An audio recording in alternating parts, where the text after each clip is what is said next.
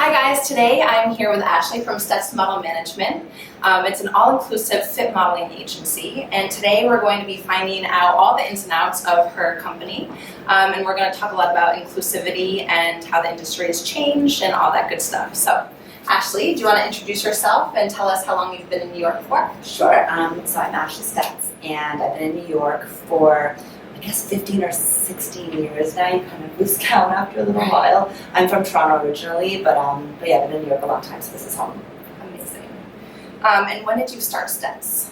It was actually started about 4 years ago now, and it started just as a result of kind of what I realized was missing and kind of wrong with the modeling industry in New York and just in general. And started in my apartment, and one-man job and one-woman job, and was just kind of doing it as like a side thing to see like, is this something I can actually do? Is this something that will work? And yeah, it just ended up really picking up and gaining traction, and just has been growing ever since. And it's taken some time to get where we are, right? But yeah, it's been fun. Amazing. So you have been a model in the industry, yes. Correct? Can you tell us a little bit about your career Sure. and how long you did it for? And yeah, so in Toronto, I had tried modeling when I was the age that most girls start around 16, and I got a no from every agency, and it was one of those things where as I got a little bit older as a teenager, and I kept having more and more people come to me like, oh, you're tall and thin, you should model. So I went back when I was 18 and finally did get signed with Ford, and from there, I know, and it's like a dream, right? But they had said no to me already, so it was kind of like it took a lot of like guts to go back and be like, okay, I maybe I'm a little different, exactly. So never give up. And then when I ended up moving to New York, I got lucky enough to continue working with Ford, and that's where I got measured, and it was found out that I was the really good size for measurements, and because I was able to kind of stay this size, and I was really lucky that like this is where my body felt comfortable, I was able to have a very long career as a fitting model. Amazing. So was the shift going from being so technically you were in front of the camera or not in front of the camera? So I did both. Okay. The reason I put emphasis on the fitting is because that's kind of that's where the money was made. Mm-hmm. I was doing a lot of fitness modeling, but those jobs were kind of few and far between, where fitting modeling is a very consistent kind of career. So where the fitness modeling and the stuff in front of the camera, the lifestyle stuff, I was doing it.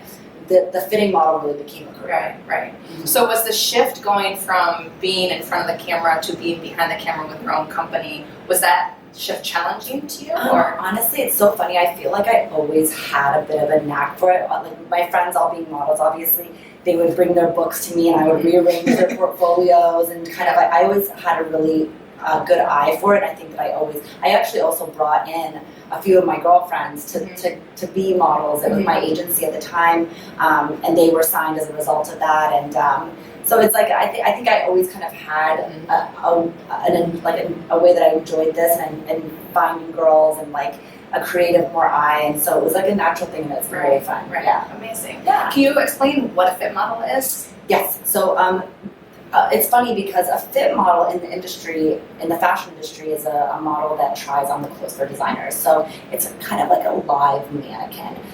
You have those dimensions, and they're very specific, the measurements, and the proportions and the profile to be a fit model.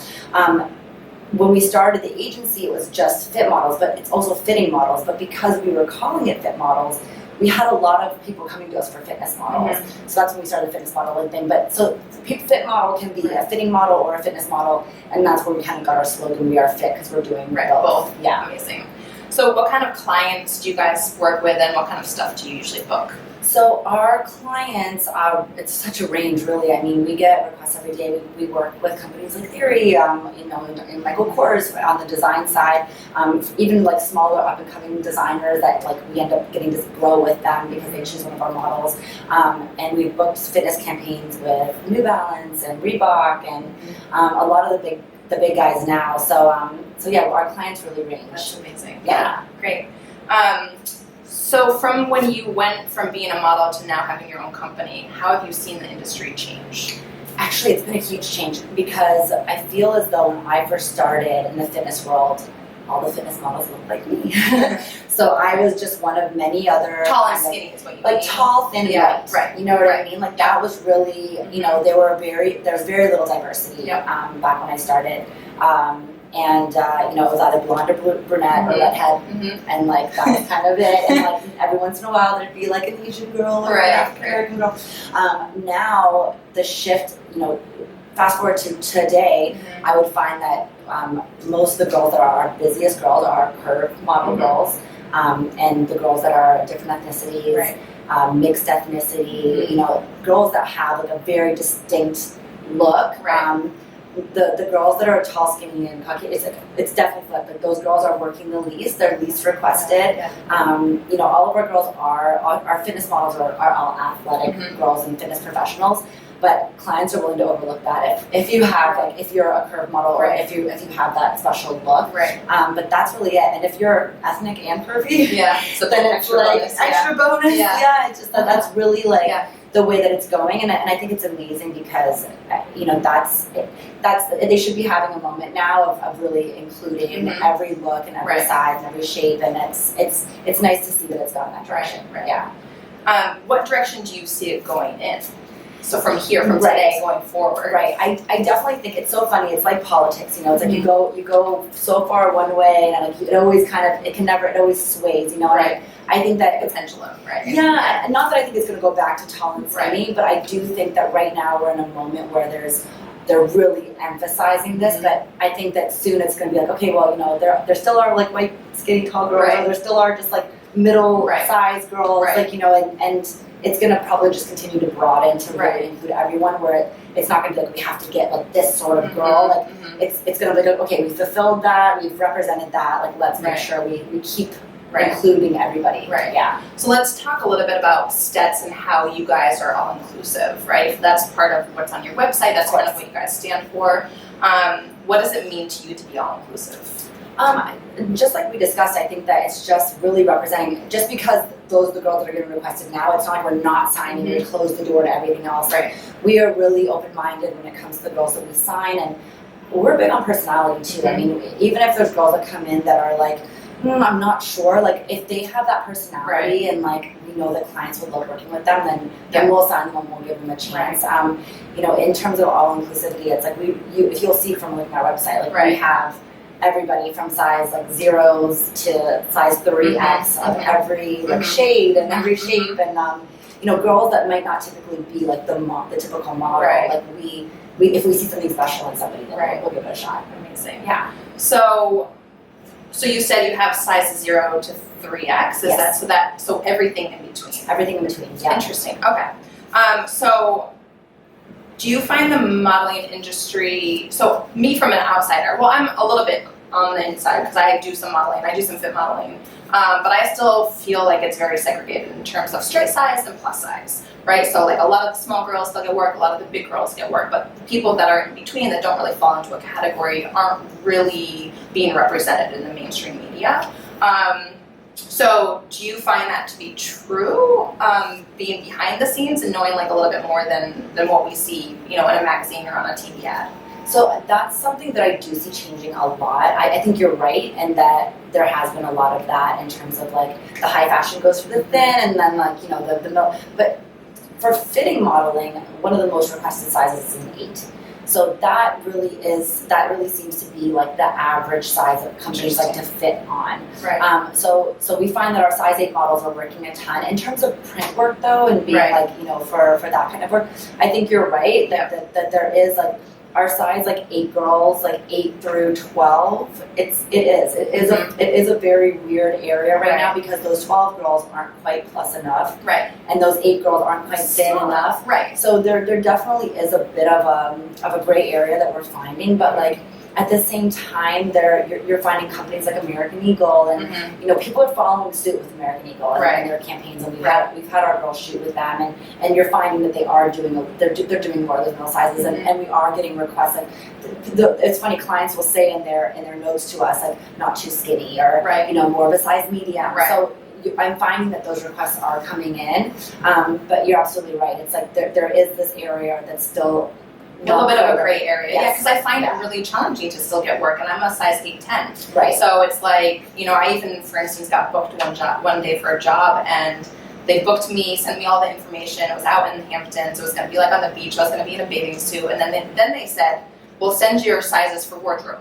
So I sent my sizes, and then they got my sizes, and they were like, "Oh, they must have said something like, we've taken a different direction or something." And I got nixed from the whole campaign. Yeah. It's really interesting because I'm fit, but I'm not a 4. Right. Like I'm athletic, but I'm not a 2 or 4. Right. So it's really interesting dynamic that I hope to be seeing change, right? So what do you think are some of the things that can help, right? So Stetts is helping, right? Because they're all inclusive and they have size 8 girls but how can you and how can we, get those size 8 girls to getting to campaigns and things like that? One thing that's interesting that we do is if somebody doesn't tell us the size they want, if they're like, we need a brunette or we need a girl who's this, like if they don't mention a size, we will include every single size. Right. You know what I mean? And it's one of those things by doing that, like we're saying, listen, these girls are right for you. Like they may not be a size 4, but like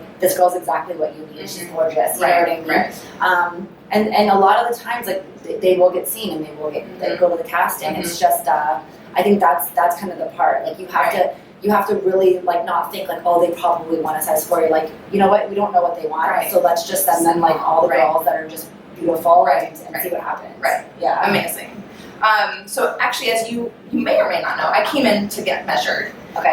And didn't get signed with you guys because my proportions are not, or my measurements are not proportional. So can you talk a little bit about fit modeling sizes and measurements in terms of like what clients need to have like the mannequin body to try to so it's tough because like we get submissions obviously every day, and like people, it's hard really to measure yourself at home, and so people can kind of, and I'm sure people don't even have soft measuring tape. Sure. They're probably using like a ruler, so we always encourage coming in and getting measured because it's hard, but in terms of what clients are looking for fittings, it's so specific, and it's generally a ratio of like, about 3 inches from your bust to your low hip, and 10 inches from your waist to your low hip. Right. That makes a perfect size, whatever. Right. Do you know what I mean? But that is the calculation that's used. Yeah.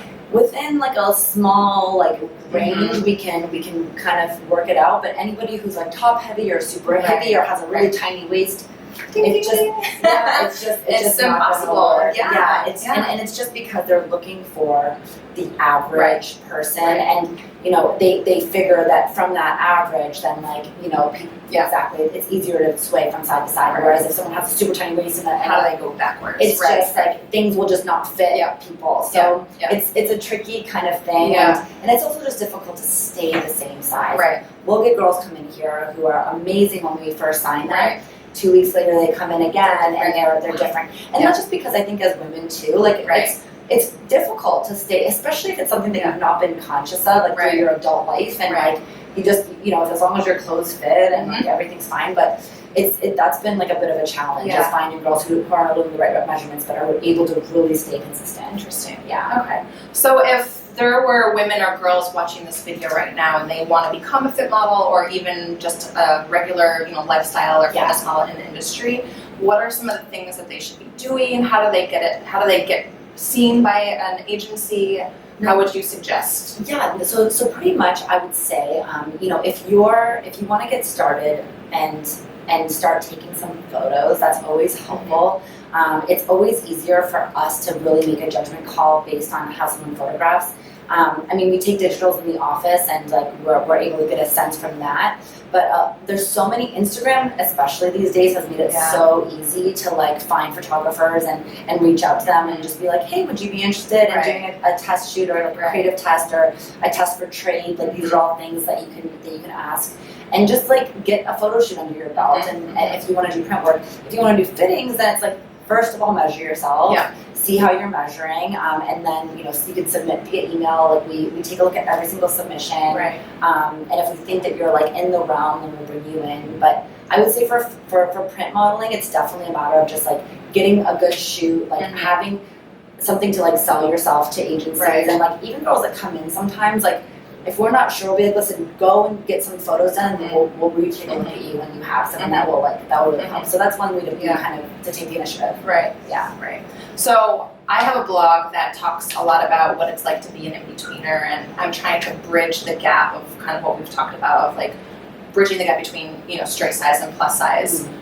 What can I do on my end, do you think, that would help kind of, you know, do some of the things that you're doing, right? Like kind of bridging the gap on your end. I think that sounds like what you're doing is the right thing. I feel like you're obviously putting yourself out there. You're obviously like booking your own stuff. You know what I mean? And getting these jobs. And every job you book is a way to prove that like there's a market for this look and for this size. And I think even just having your blog that's talking about it and like bringing some attention to it is so empowering. And like just, you know, because you're right. You're absolutely right. Like it's what you're discussing is real, and like that's kind of what's happening. And just like we're seeing plus size models have their moment and diversity have its moment, I think that like it's gonna come around and be like, hey, what about like what every other girl in America, like, you know what I mean? Like not every other girl, but you know, the average woman looks like. You know, so I think that we are gonna see that, and that's why we continue to sign every single size. We're ready. Right. We're ready for that moment. So so guys, I think it's great. Good. So if you could see Stetts in 5-10 years, like what's your dream of your company? I mean, we've seen some amazing growth. Like Janelle, who's here, she's been a huge part of the agency growing, and I think that continuing to add, you know, amazing people working for the company, amazing models working for the company, like. As we've grown, we've also seen our talent shift, and we have really amazing girls. So I think it's also going to be a matter of having more divisions. Right now, we don't represent men. We probably will start representing men. We'll probably start representing like petites, and you know, just really like diversifying a little bit, because right now we're a little limited because we're still such a boutique small agency with how much we can do, and we want to really specialize and make sure we can give all the attention. But I definitely see us growing and being a big contender in the industry. Yeah. Amazing. Do you have anything else that you'd like to add? No, but thank you so much. I mean, I think it's great that you're talking about this, and I think that you're really onto something, and it really is going to be the next wave, I think. So just keep like doing what you're doing. Yeah, keep doing what you guys are doing. It's incredible. You know, it's awesome. Thank you so much. Thank you. Yay! That was short and sweet, wasn't it? For sure. Great. Oh, good. Great question. Oh, thank you.